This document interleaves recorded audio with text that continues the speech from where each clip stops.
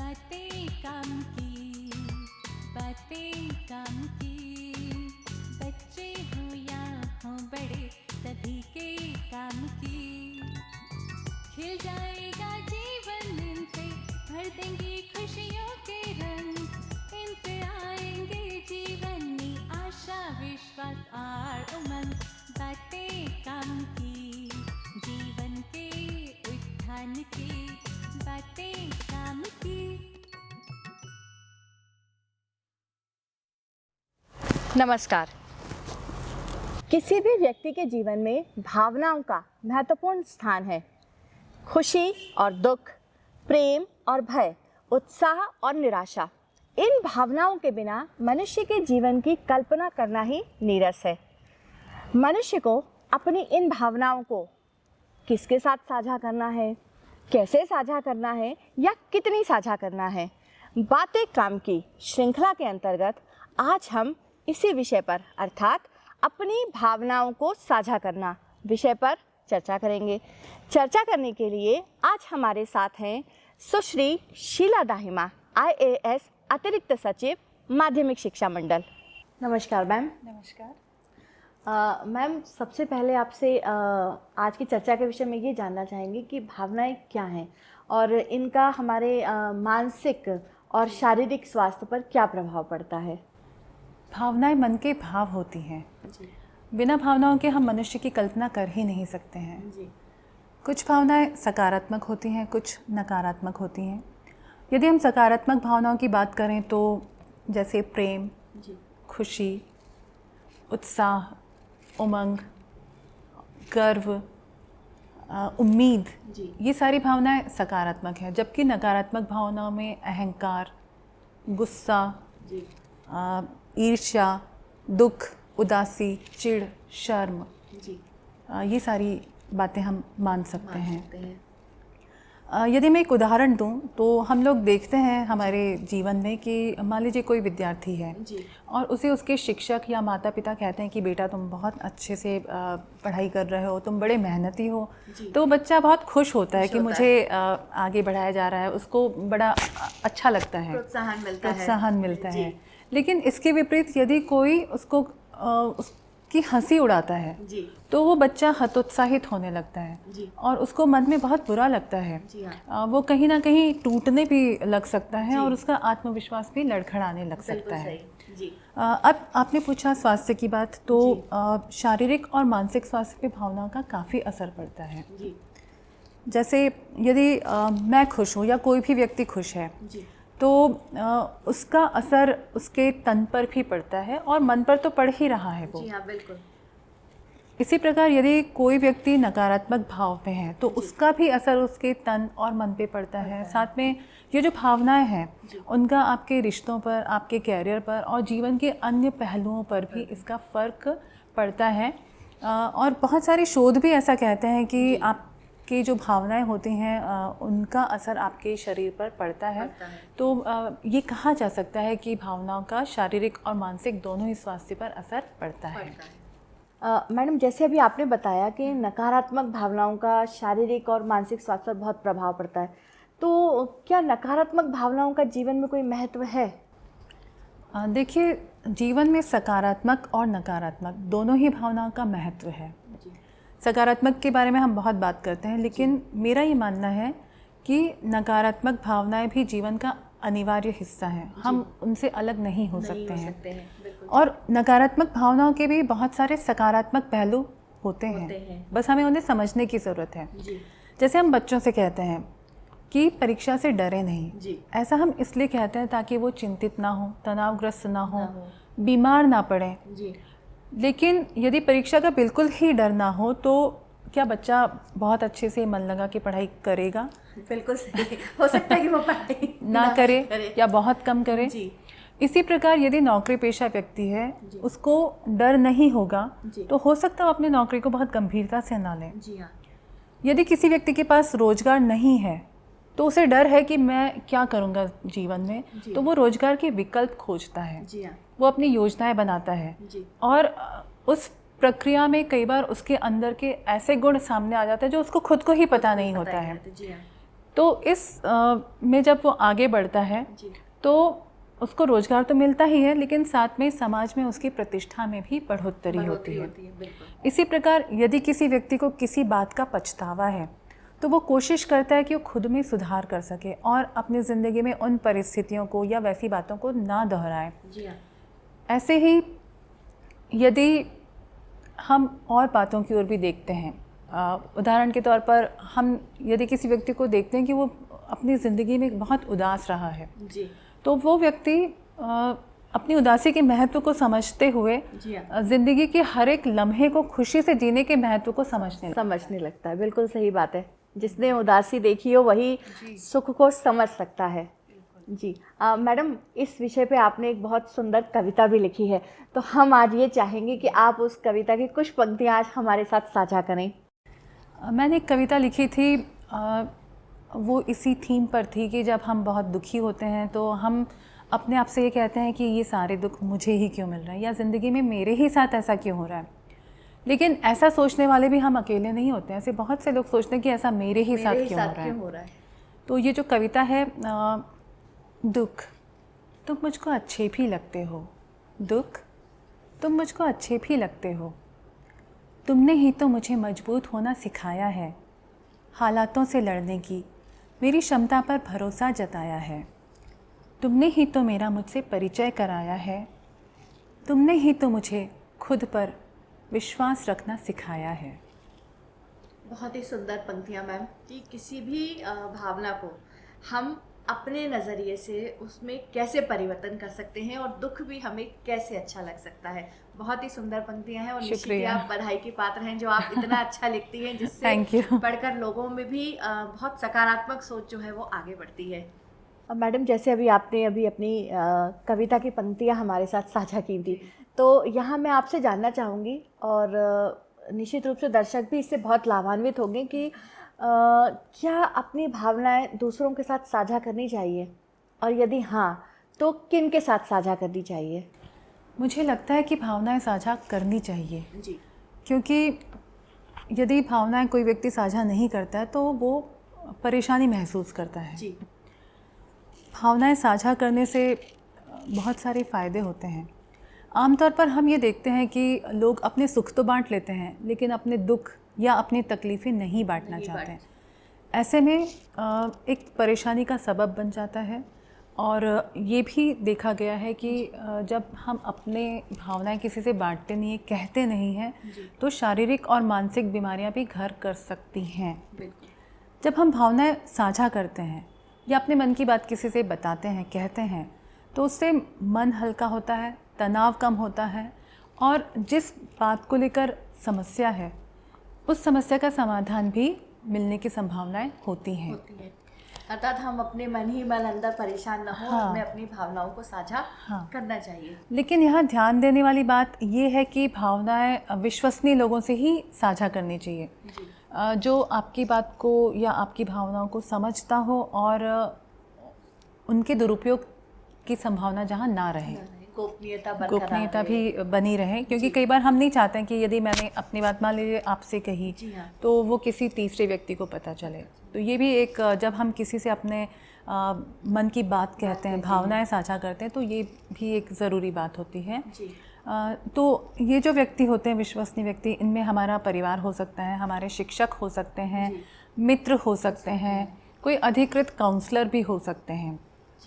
यहाँ मैं ये बताना चाहूँगी कि माध्यमिक शिक्षा मंडल की हेल्पलाइन है और स्कूल शिक्षा विभाग की उमंग हेल्पलाइन भी है, जिसमें कोई भी विद्यार्थी, उनके माता पिता, अभिभावक या शिक्षकगण संपर्क कर सकते हैं। मैडम, जैसे हमने अभी साझा करने की बात करी, तो कई बार हम देखते हैं कि जो किशोरावस्था के बच्चे होते हैं वे अधिकतर अपने दोस्तों से ही सारी बातें साझा करना चाहते हैं, तो क्या ये सही है? ये देखा गया है कि सामान्यतः जो किशोरावस्था के बच्चे होते हैं वो अपने परिवार से ज़्यादा अपने दोस्तों पे, मित्रों पे, सहेलियों पे ज़्यादा भरोसा करते हैं और उनसे अपनी सारी ही बातें शेयर कर लेते हैं, सुख दुख की या अच्छी बुरी जो भी है वो कर लेते हैं। देखिए, आपने जो प्रश्न पूछा उसमें मैं ये कहूँगी कि किसी से बात साझा करना बुरा नहीं है, लेकिन हम जब बच्चों की बात करते हैं, किशोरावस्था एक सेंसिटिव या संवेदनशील अवस्था मानी जाती है।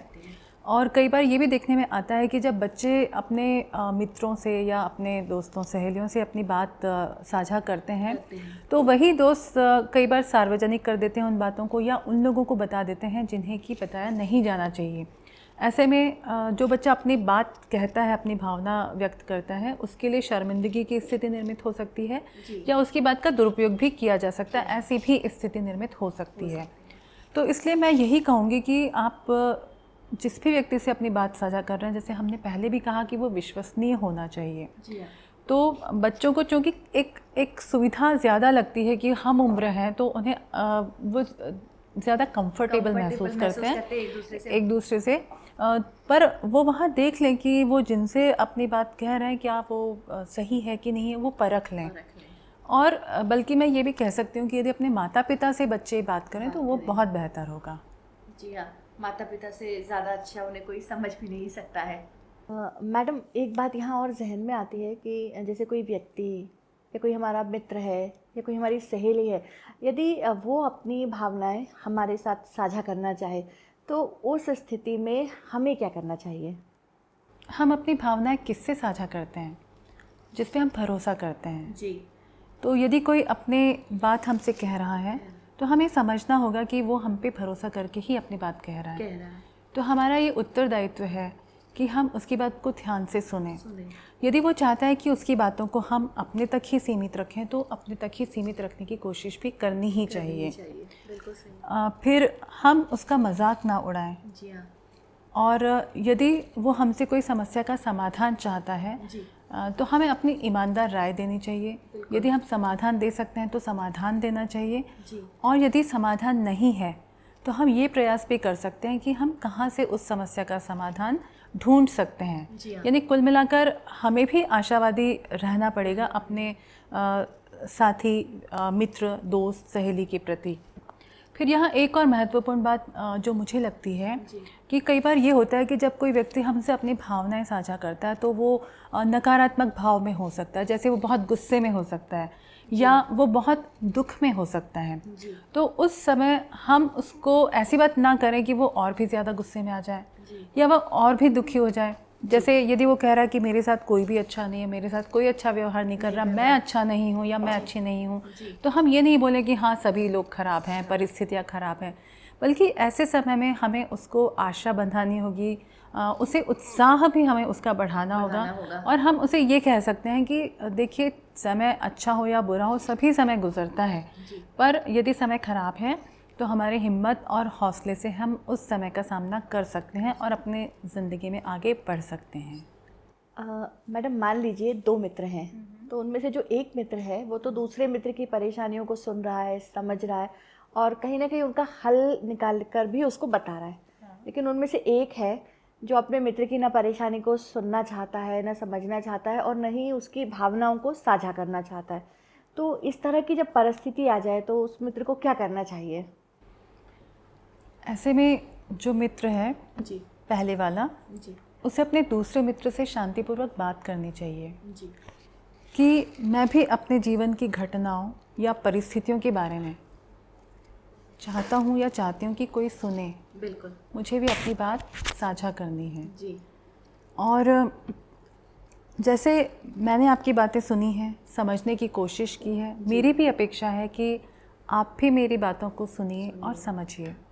साथ में वो अपने मित्र से ये भी कह सकते हैं कि यदि आप मेरी बातों को नहीं सुनते हैं या समझते हैं तो इससे हमारे संबंधों पर भी असर पड़ सकता है। और मुझे लगता है कि ऐसा कहने पे शायद जो दूसरा वाला मित्र है वो पहले मित्र की बात को गंभीरता से सोचेगा भी और समझेगा भी। जी हाँ, भावनाओं को समझकर हो सकता है कि उनके रिश्तों में जो दरार पड़ने वाली है वो सही। हाँ, यदि वो एक दूसरे से उनका तादात्म्य हो जाता है, उनकी बातचीत होती है तो वो रिश्ते मधुर ही बने रहेंगे। बिल्कुल मैडम, यहाँ जैसे भावनाओं को साझा करने के लिए आपने बहुत अच्छी बातें बताई, तो क्या भावनाओं को साझा करने से तनाव प्रबंधन भी हो सकता है? इस प्रश्न का उत्तर मैं एक वास्तविक वाक्य के रूप में सुनाकर दूंगी। एक विद्यार्थी है 12वीं का, वो पढ़ाई में दिक्कतें महसूस कर रहा था और उसका परीक्षा परिणाम भी अच्छा नहीं आ रहा था। उस बच्चे के घर में माता पिता थे, एक बड़ा भाई एक बड़ी बहन थे, दोनों भाई बहन नौकरी करते थे।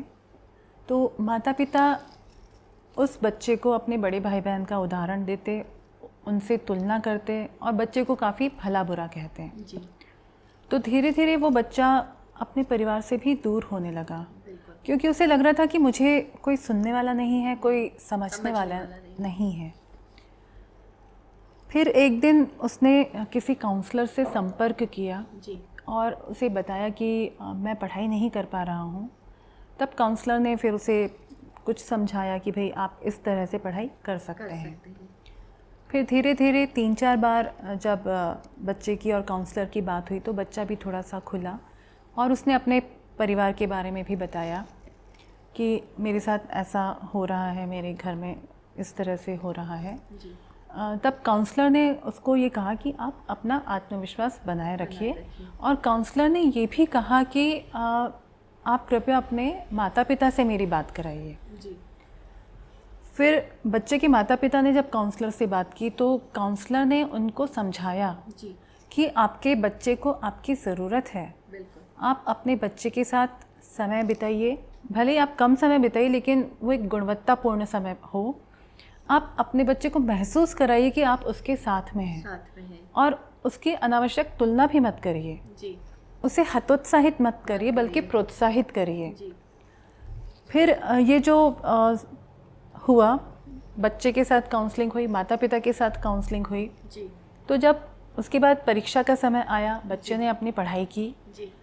और अच्छी बात ये थी कि वो प्रथम श्रेणी में उत्तीर्ण हुआ। यानी जो बच्चा एक समय अपने परीक्षा परिणाम को लेकर बहुत चिंतित था, उसे लग रहा था कि मैं अच्छा नहीं कर पा रहा हूँ, वो प्रथम श्रेणी में आ गया।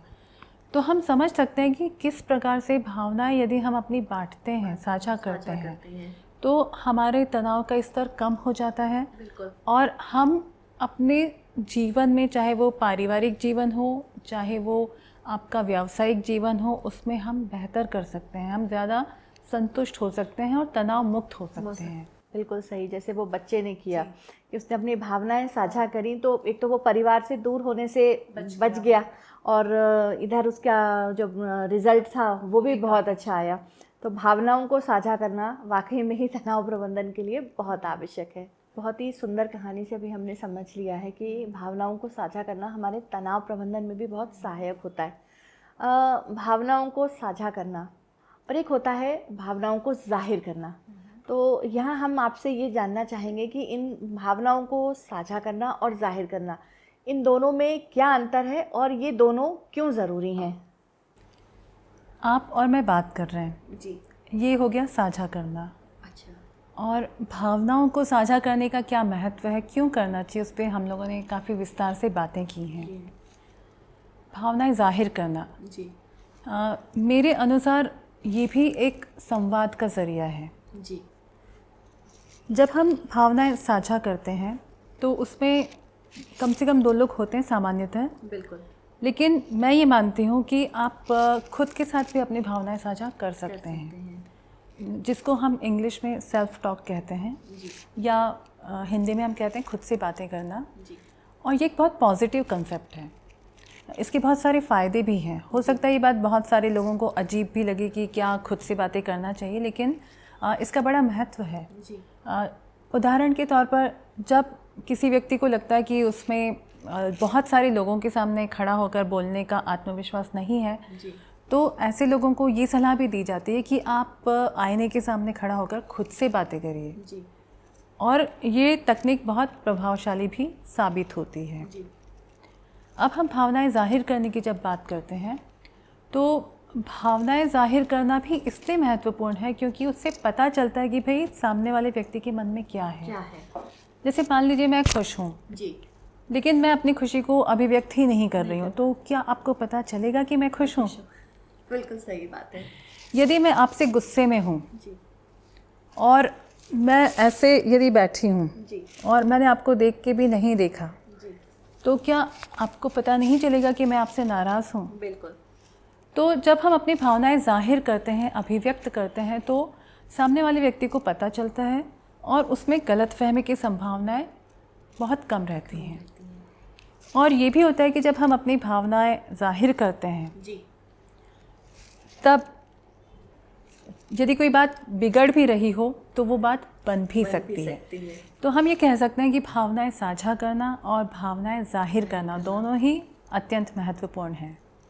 मैडम देखा जा रहा है कि वर्तमान समय में लोगों में कहीं ना कहीं एक भावनात्मक जो कमज़ोरी होती है वो बहुत बढ़ गई है। तो भावनात्मक रूप से मजबूत होने के लिए क्या करना चाहिए? हम भावनात्मक रूप से कमज़ोर तब होते हैं जब कोई कठिन परिस्थिति होती है जी, या परिस्थितियां हमारी इच्छानुरूप नहीं होती हैं या अनुकूल नहीं होती हैं। जी, लेकिन कठिन समय जीवन में अपरिहार्य है, हम इससे बच नहीं सकते हैं। तो ऐसी स्थिति में कठिन समय का सामना चुनौती से करना चाहिए, सच को स्वीकार करना चाहिए, जो भी परिस्थितियां उसे स्वीकार करना चाहिए जी, और उस कठिन समय को एक चुनौती या एक सीख देने वाले समय के रूप में लेना चाहिए। तो इससे जो हमारी भावनात्मक मजबूती है उसको बनाए रखने में काफ़ी मदद मिलती है, जैसा हमने मेरी कविता में देखा था।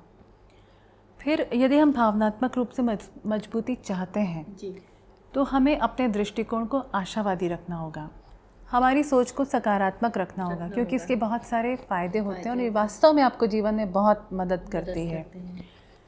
फिर मैं ये भी कहना चाहूँगी कि हमारा जो जीवन है वो संयमित भी होना चाहिए। जी, इसके अलावा आज के समय में लोगों में धैर्य की भी थोड़ी कमी होती जा रही है, जी। पर यदि हम भावनात्मक रूप से मजबूत होना चाहते हैं तो हमें धैर्य रखना भी सीखना होगा, है ना? ये आपने भी देखा होगा। जी हाँ, फिर इसके अलावा जैसे हम आज भावनाओं की बात कर रहे हैं, तो भावनाएं जब हम साझा करते हैं या अपनी भावनाएं जाहिर हम करते हैं तो जो सामने वाला व्यक्ति होता है जिससे हम अपनी बात कह रहे हैं वो भी हमको सुन के या हमें समझा के, हमें समझ के हमें एक तरह से भावनात्मक मजबूती ही प्रदान करता है।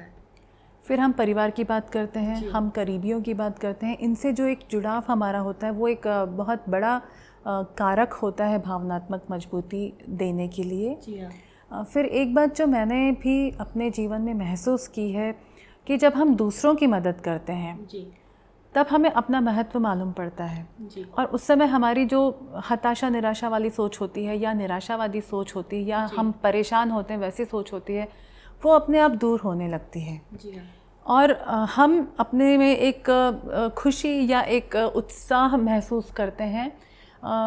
तो जब हम दूसरों की मदद करते हैं तो वो हमें अपने आप ही भावनात्मक मजबूती प्रदान करती है। मैडम जैसे वर्तमान समय में हम भावनात्मक मजबूती की बात कर रहे हैं, तो ये भी देखा जाता है कि जो बच्चे होते हैं उन्हें हम भावनात्मक रूप से मजबूत कैसे बनाएं, या बच्चे हैं तो उन्हें एक सुरक्षा का वातावरण देना बहुत ज़रूरी होता है। तो बच्चों में हम भावनात्मक सुरक्षा का एक माहौल हम बच्चों को किस प्रकार दे सकते हैं? आप भावनात्मक सुरक्षा के माहौल की बात कर रही हैं। ये माहौल बच्चों के सर्वांगीण विकास के लिए बहुत ही ज़रूरी है जी, और इसमें माता पिता और शिक्षकों की भूमिका अत्यंत महत्वपूर्ण है। जी, बच्चों के सर्वांगीण विकास, जी, उनकी भावनात्मक सुरक्षा या भावनात्मक मजबूती के लिए ये बहुत ज़रूरी है कि उनसे बातें की जाएं, जी, उन्हें समझा जाए जी, और उनके साथ गुणवत्तापूर्ण समय भी बिताया जाए। जी हाँ, मैं ये ज़रूरी मानती हूँ कि बच्चों की जो इच्छाएं हैं, सपने हैं, जी, उनकी भावनाएं हैं जी, और उनकी जो क्षमताएं हैं उनको समझना और उसके अनुरूप व्यवहार करना बहुत ज़रूरी है। माता पिता और शिक्षकों का स्वयं का आचरण और व्यवहार ऐसा होना चाहिए जो बच्चों को प्रेरणा दे सके। जी, इसके साथ ही बच्चों को असफलता के बारे में सिखाना भी ज़रूरी है। उन्हें ये बताना ज़रूरी है कि सफलता और असफलता दोनों ही जीवन के पहलू हैं। जी, फिर जब हम भावनात्मक सुरक्षा की बात करते हैं तो बच्चों का उत्साहवर्धन करना और उन्हें प्रोत्साहित करना, जी, ये भी उनके लिए भावनात्मक सुरक्षा का माहौल निर्मित करने में बहुत सहायक होता है। क्योंकि इससे बच्चे बहुत ज़्यादा उत्साहित होंगे कि उन्हें अच्छी मतलब प्रोत्साहन मिल रहा है या उत्साहवर्धन हो रहा है। अब मैडम जैसा हम सभी जानते हैं कि जो विद्यार्थी होते हैं वो अपने करियर के लिए बड़े सचेत रहते हैं, बहुत मेहनत करते हैं कि वो बहुत अच्छा करियर बनाएं और अपने जीवन में उन्नति करें। तो उनके करियर बनाने में, जो हम अभी भावनाओं पर चर्चा कर रहे हैं, तो ये जो भावनाओं का एक प्रबंधन होता है ये उनके करियर में कितना महत्वपूर्ण होता है, तो थोड़ा हम आपसे जानना चाहेंगे इस विषय में। अपना करियर बनाने के लिए विद्यार्थी भावनाओं का प्रबंधन कर सकते हैं जी जिस समय जैसी भावना की आवश्यकता है जी उस समय वैसी भावना का उपयोग किया जा सकता है। है। जैसे पढ़ाई करते समय जी विद्यार्थी उत्साहित रहे, जी अपनी पढ़ाई में वो आनंद ले, जी शांतिपूर्ण तरीके से सोचे, योजना बनाए। फिर जब हम अन्य भावना जिसको हम नकारात्मक भावना कहते हैं उसकी बात करें तो चूँकि समय सीमित संसाधन है तो विद्यार्थी थोड़ा सा सतर्क रहें, थोड़ा सा डरें कि यदि ये समय हाथ से चला गया तो फिर हमें आगे कैरियर बनाने में दिक्कत हो सकती है। बल्कि मैं ये भी कह सकती हूँ कि भावनाओं का प्रबंधन जीवन के सभी पहलुओं पर लागू होता है। मैडम, आज आपने हमसे बहुत ही महत्वपूर्ण विषय पर जो जानकारी साझा करी है इसके लिए आपका बहुत बहुत धन्यवाद। और निश्चित रूप से ही हम और जो हमारे दर्शक हैं इसका अवश्य ही लाभ उठाएंगे। आज हमने जाना कि जीवन में भावनाओं का क्या महत्व होता है और अपनी भावनाओं को साझा करना और जाहिर करना कितना आवश्यक है, और इस विषय पर हमने विस्तार से चर्चा की। आशा है आप ज़रूर अपनी भावनाओं को साझा करेंगे, जाहिर करेंगे और इसके माध्यम से जीवन की कठिन परिस्थितियों को भी सरल बनाएंगे।